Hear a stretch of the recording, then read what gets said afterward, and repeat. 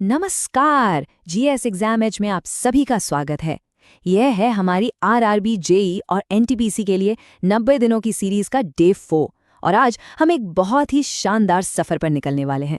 हम चलेंगे टाइम में सीधे 2500 साल पीछे और देखेंगे प्राचीन भारत की वो दुनिया जहां 16 महान राज्य हुआ करते थे, जिन्हें हम तो चलिए एक बहुत ही दिलचस्प सवाल से शुरू करते हैं। कभी सोचा है आपने कि गौतम बुद्ध के समय में, मतलब आज से करीब करीब 2500 साल पहले, भारत का नक्शा आखिर दिखता कैसा था? मैं आपको बताती हूँ, जैसा आज है वैसा तो बिल्कुल भी नहीं था। जी हाँ, उस जमाने में कोई एक भारत नहीं था, बल्कि ये 16 शक्तिशाली राज्यों का एक कलेक्शन था, जिन्हें इतिहास में महाजनपद कहा गया। और ये सभी, आप जानते हैं, पावर के लिए, सत्ता के लिए लगातार एक दूसरे से लड़ते रहते थे। तो सवाल ये उठता है कि ये इतने शक्तिशाली राज्य, ये महाजनपद आखिर बने कैसे? चलिए इस पूरी प्रोसेस को समझते हैं और जानते हैं कि 6ठी शताब्दी ईसा पूर्व में इनका उदय क्यों और कैसे हुआ।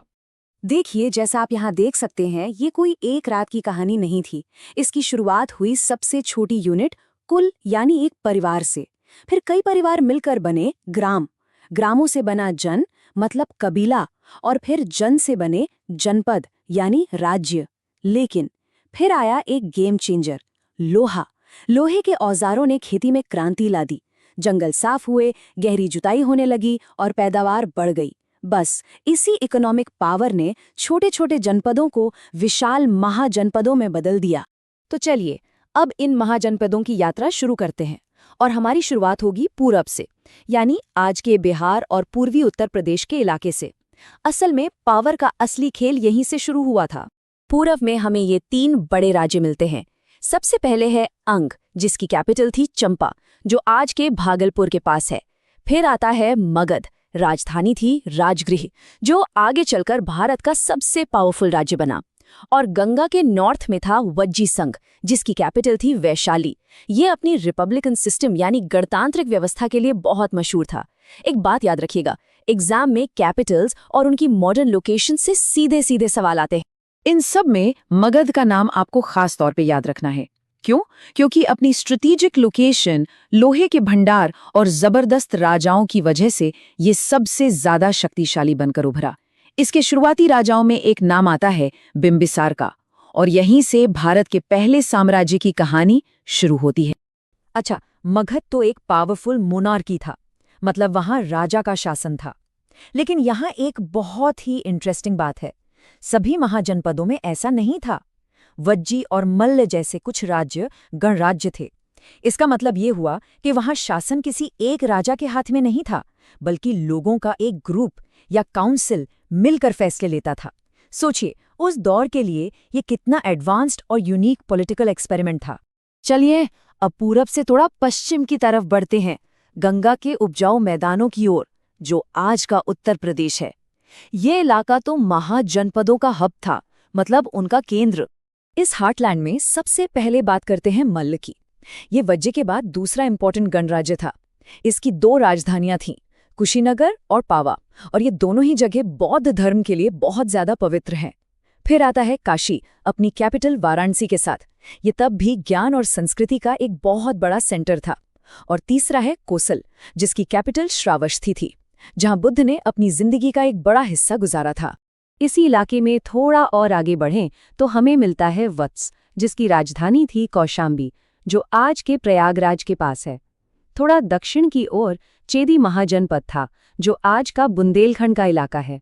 और यमुना के किनारे था शूरसेन, जिसका केंद्र था मथुरा, जो भगवान कृष्ण की कहानियों से जुड़ा हुआ है। और आखिर में कुरु और पांचाल। कुरु की कैपिटल इंद्रप्रस्थ थी, यानी आज का दिल्ली मेरठ का रीजन। और पांचाल की 2 कैपिटल्स थीं, नॉर्थ में अहिच्छत्र और साउथ में काम्पिल्य। ये दोनों नाम तो महाभारत की कहानियों की वजह से हम सबको अच्छी तरह से याद है।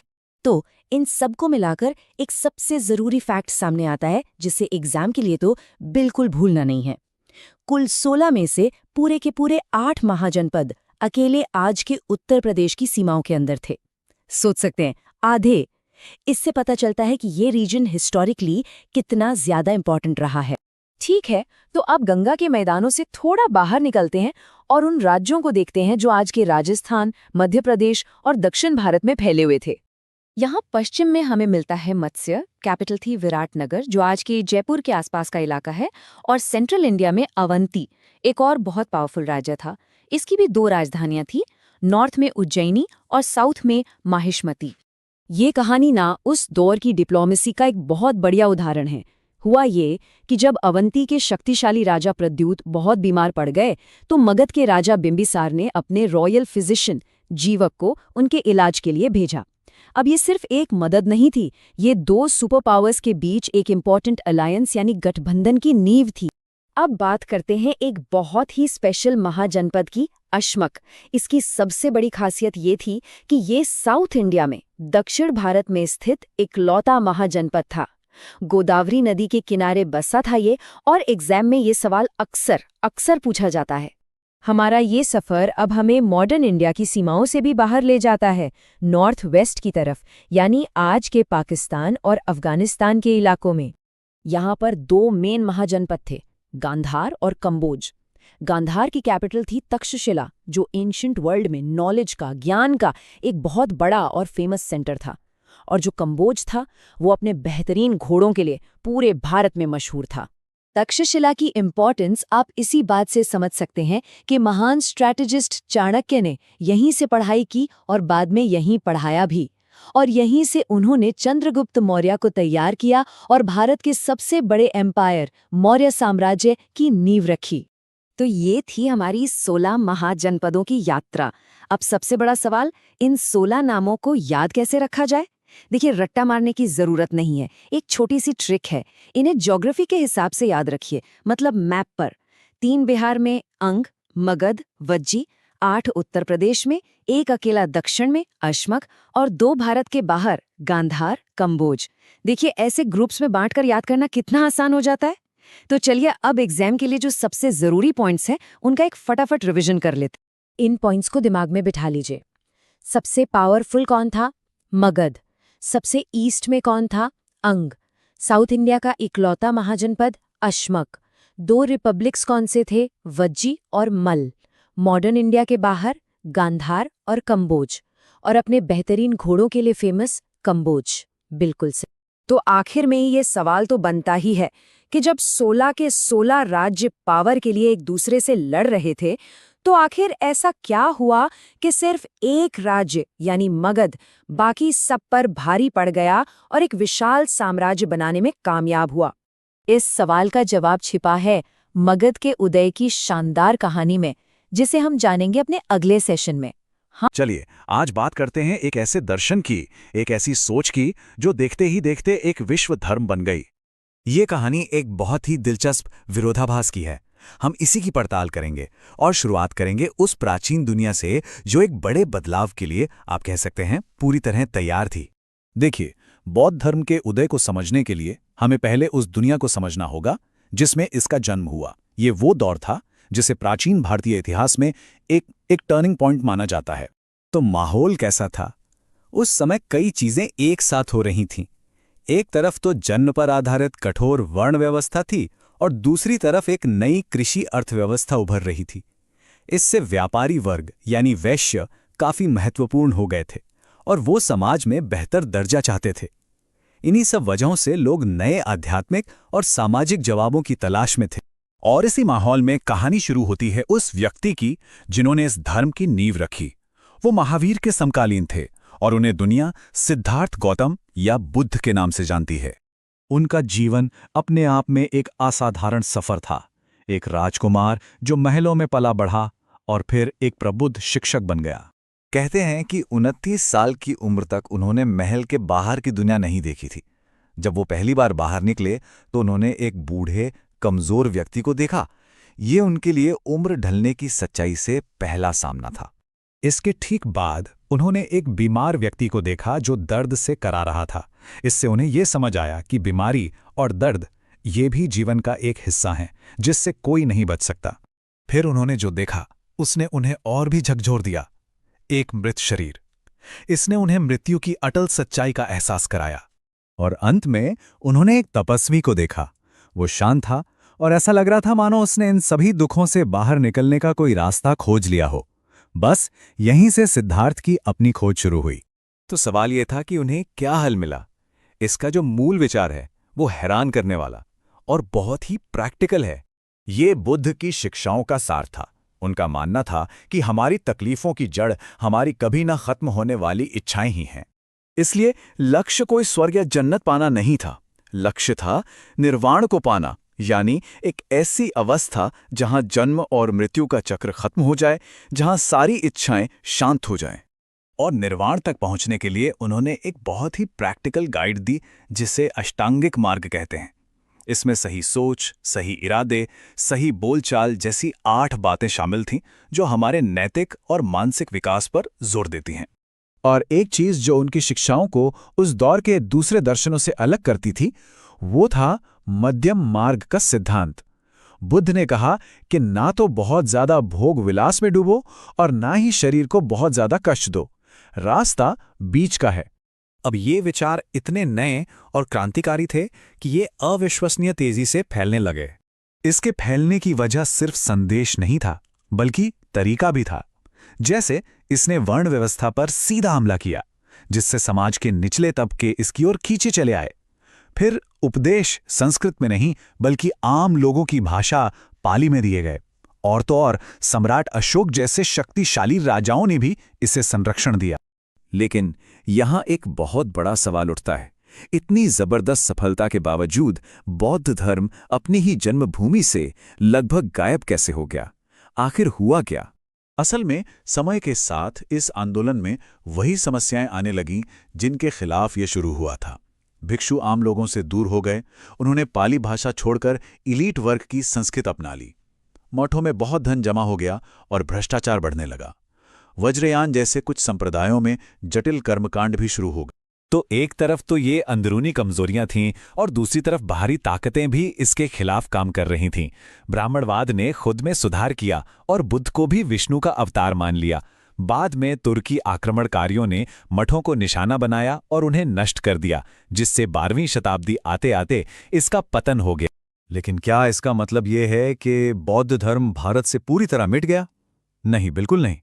इसका असर आज भी हमारी संस्कृति और सोच में बहुत गहरा है। इसकी सबसे बड़ी मिसाल है अहिंसा का सिद्धांत। ये एक ऐसा विचार है जो धर्म की औपचारिक मौजूदगी खत्म होने के बाद भी भारतीय समाज का एक अहम हिस्सा बना रहा, जिसने महात्मा गांधी तक को प्रभावित किया। और सिर्फ विचार ही क्यों, भारत की कला और आर्किटेक्चर पर भी इसकी गहरी छाप है। कहते हैं कि भारत में पहली बार जिन इंसानी मूर्तियों की पूजा हुई वो बुद्ध की ही थीं। गांधार कला हो या अजंता एलोरा की गुफाएं या फिर नालंदा जैसा महान विश्वविद्यालय, ये सब बौद्ध धर्म की ही देन है। तो अंत में ये सवाल सोचने लायक है, जब कोई धर्म एक संस्था के तौर पर भले ही खत्म हो जाए, लेकिन उसके विचार संस्कृति का हिस्सा बन जाएं, तो क्या वो वाकई में गायब हुआ? अहिंसा, ये शब्द सुनते ही महात्मा गांधी का नाम जहन में आता है ना? लेकिन क्या ये पता है कि इस विचार की जड़ें असल में 2500 साल पुराने एक धर्म में हैं? जी हाँ, आज हम उसी धर्म यानी जैन धर्म की कहानी में गहरे उतरने वाले हैं। एक ऐसी कहानी जिसने भारतीय समाज और फलसफे की धारा को हमेशा हमेशा के लिए बदल दिया।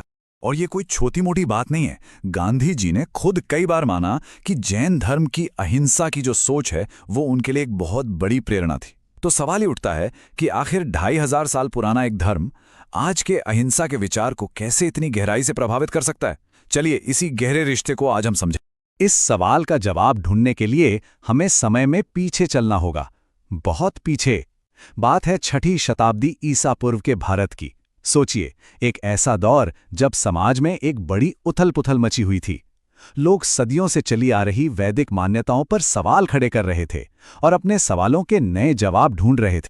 तो जैन धर्म कैसे उभरा, इसे समझने के लिए उस दौर के माहौल को महसूस करना बहुत जरूरी है। आखिर वो कौन सी वजह थी, वो कौन सी ताकतें थीं जो लोगों को नए विचारों की तरफ खींच रही थीं? जरा उस दौर की कल्पना करें, एक ऐसा समाज जहां पुरोहितों का बोलबाला था और महंगे महंगे यज्ञ और अनुष्ठान ही मोक्ष का रास्ता समझे जाते थे। पर अब हवा बदल रही थी। उपनिषद जैसे नए विचार सामने आ रहे थे जो कह रहे थे कि कर्मकांडों से बड़ा है ज्ञान। छोटे छोटे कबीले अब बड़े बड़े राज्यों यानी जनपदों में बदल रहे थे और अर्थव्यवस्था भी बदल रही थी। लोग चरवाही छोड़कर खेती की तरफ बढ़ रहे थे। यह सिर्फ एक बदलाव नहीं था, ये एक पूरी क्रांति थी जो हर स्तर पर हो रही थी। और बिल्कुल इसी उथल-पुथल के बीच जैन धर्म के उदय का बीज बोया गया। इसके पीछे की जो असली वजह है ना, वो बहुत गहरी और काफी दिलचस्प है। देखिए, उस समय समाज में वर्ण व्यवस्था बहुत सख्त हो चुकी थी। जो क्षत्रिय यानी योद्धा वर्ग था, वो ब्राह्मणों के दबदबे को चुनौती दे रहा था। और तभी एक और बड़ा बदलाव हुआ। लोहे के औजारों ने खेती में जैसे क्रांति ला दी। इससे नए नए शहर बसे, व्यापार बढ़ा और एक नया अमीर वर्ग सामने आया, वैश्य यानी व्यापारी वर्ग। अब इन लोगों के पास पैसा तो बहुत था, लेकिन समाज में वो इज्जत नहीं थी जो वो चाहते थे, और ये इज्जत उन्हें पुरानी व्यवस्था में मिल नहीं रही। और ये जो आध्यात्मिक खोज थी, ये कितनी बड़ी थी, इसका अंदाजा इसी बात से लगाया जा सकता है कि उस दौर में एक दो नहीं बल्कि लगभग 62 नए धार्मिक पंथ सामने आए। 62! ये दिखाता है कि लोग कितनी शिद्दत से कुछ नया ढूंढ रहे थे, पुराने सिस्टम से अलग कुछ चाहते थे। और इन सब में से दो सबसे ज्यादा प्रभावशाली बनकर उभरे, जैन धर्म और बौद्ध धर्म। और इसी खोज के माहौल में एक ऐसे इंसान का उदय हुआ जिसने इतिहास की धारा ही मोड़ दी। उनका नाम था वर्धमान महावीर, जिन्हें हम आज जैन धर्म के सिद्धांतों का असली संस्थापक मानते हैं। जैन परंपरा में एक शब्द है तीर्थंकर। इसका मतलब सिर्फ एक टीचर या गुरु नहीं होता। तीर्थंकर वो होते हैं जो इस दुनिया के मतलब संसार के सागर को पार करने के लिए एक पुल बनाते हैं, एक घाट बनाते हैं, ताकि बाकी लोग भी उस रास्ते पर चलकर मुक्ति पा सकें। और महावीर इसी महान परंपरा के 24वें और आखिरी तीर्थंकर थे। एक राजकुमार जो महल की सारी सुख सुविधाएं छोड़ देता है सिर्फ सच की, ज्ञान की तलाश में, और एक तपस्वी का मुश्किल रास्ता चुन लेता है। यही तो कहानी है महावीर की। 30 साल की उम्र में उन्होंने घर बार सब छोड़ दिया। फिर अगले 12 साल उन्होंने कठोर तपस्या की, और आखिरकार 42 साल की उम्र में उन्हें कैवल्य यानी परम ज्ञान मिला। ये परम ज्ञान क्या था? ये था अपनी इच्छाओं पर, अपने सुख और दुख पर पूरी तरह से जीत हासिल कर लेना। और इसी जीत की वजह से वो जिन कहलाए। जिन का मतलब है विजेता, और जो उनके रास्ते पर चले वो कहलाए जैन। और उनके इस असाधारण साहस ने ही उन्हें नाम दिया महावीर यानी महान वीर। तो महावीर ने जो सिखाया, उनकी शिक्षाओं का जो सार है, वो मिलता है उनके 5 महाव्रतों में। ये वो 5 सिद्धांत हैं जिन पर जैन जीवन शैली की नींव टिकी है। और ये सिर्फ नियम नहीं है, ये जीने का एक तरीका है। पहला, अहिंसा यानी किसी को चोट न पहुंचाना। दूसरा, सत्य यानी हमेशा सच बोलना। तीसरा, अस्तेय मतलब चोरी न करना। चौथा है अपरिग्रह यानी जरूरत से ज्यादा चीजें जमा ना करना। और 5वां, ब्रह्मचर्य यानी अपनी इंद्रियों पर संयम रखना। और हाँ, ये माना जाता है कि ये जो 5वां व्रत है ब्रह्मचर्य, इसे खुद महावीर ने ही जोड़ा था। जैन धर्म में ये भी कहा गया है कि मोक्ष का रास्ता किसी पूजा पाठ या कर्मकांड से नहीं मिलता, बल्कि वो 3 चीजों से मिलता है जिन्हें त्रिरत्न कहते हैं। पहला है सम्यक श्रद्धा मतलब सही विश्वास रखना। दूसरा, सम्यक ज्ञान मतलब सही जानकारी होना। और तीसरा, सम्यक आचरण यानी उस जानकारी और विश्वास के हिसाब से सही काम करना। जब ये तीनों मिल जाते हैं तभी मुक्ति का रास्ता खुलता है। महावीर ने अपनी बातें संस्कृत में नहीं बल्कि आम लोगों की भाषा प्राकृत में बताई। इसी वजह से उनकी शिक्षाएं बहुत तेजी से फैलीं। लेकिन जैसे जैसे समय बीता, धर्म का फैलाव तो हुआ, पर साथ ही इसमें एक बहुत बड़ा बंटवारा भी हुआ, और इसकी वजह बना एक भयंकर अकाल। कहानी कुछ यूं है कि जब अकाल पड़ा तो जैन मुनियों का एक समूह भद्रबाहु के साथ दक्षिण भारत चला गया, और दूसरा समूह स्थूलबाहु के साथ मगध में ही रुक गया। कई सालों बाद जब दक्षिण गया हुआ समूह वापस लौटा तो उन्होंने देखा कि यहाँ सब कुछ बदल चुका है। मान्यताओं और रहन सहन में बहुत फर्क आ गया था। जो मगध में रुके थे वो सफेद कपड़े पहनने लगे थे और श्वेतांबर कहलाए, और जो दक्षिण से लौटे थे वो कठोर नियमों का पालन करते थे और दिगंबर कहलाए, यानी दिशाएं ही जिनके वस्त्र थी। ये जैन धर्म का पहला और सबसे बड़ा बंटवारा था। अब एक सवाल मन में आता है कि जैन धर्म बौद्ध धर्म की तरह पूरी दुनिया में क्यों नहीं फैला।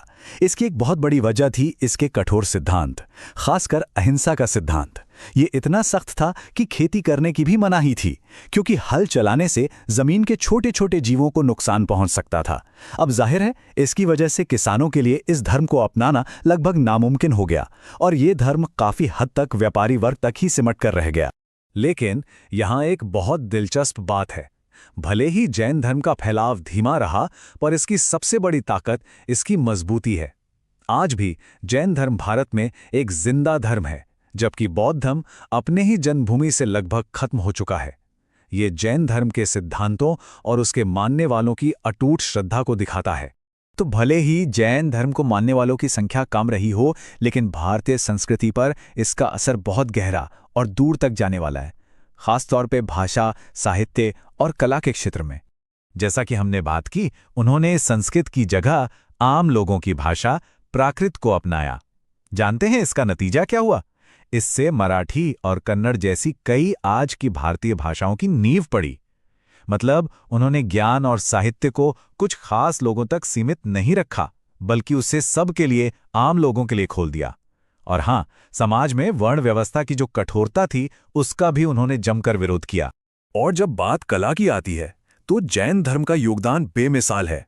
इसके बेहतरीन नमूने हर जगह देखने को मिलते हैं, चाहे वो उड़ीसा की उदयगिरी और खंडगिरी की प्राचीन गुफाएं हों, कर्नाटक में गोमतेश्वर की वो विशाल मूर्ति हो, या फिर राजस्थान के दिलवाड़ा मंदिर, जहां संगमरमर पर ऐसी बारीक नक्काशी है कि देखने वाले हैरान रह जाते हैं। तो जैन धर्म की इस पूरी कहानी को देखने के बाद आखिर में एक सवाल हम सब खुद से पूछ सकते हैं। आज की इस भागदौड़ और लड़ाई झगड़े वाली दुनिया में क्या हम अहिंसा के इन सिद्धांतों से कुछ सीख सकते हैं? इन्हें अपनी जिंदगी में कैसे उतार सकते हैं? ये एक ऐसा सवाल है जो 2500 साल पहले भी जरूरी था, और शायद आज तो ये उससे भी कहीं ज्यादा जरूरी हो गया है। इस पर सोचिएगा जरूर। देखने के लिए आपका बहुत बहुत धन्यवाद। उम्मीद है कि ये जानकारी आपको उपयोगी लगी होगी। इतिहास और संस्कृति से जुड़े ऐसे ही और विषयों पर गहरी जानकारी के लिए हमारे काम को सपोर्ट करें और GS एग्जाम एज चैनल को लाइक, शेयर और सब्सक्राइब जरूर करें।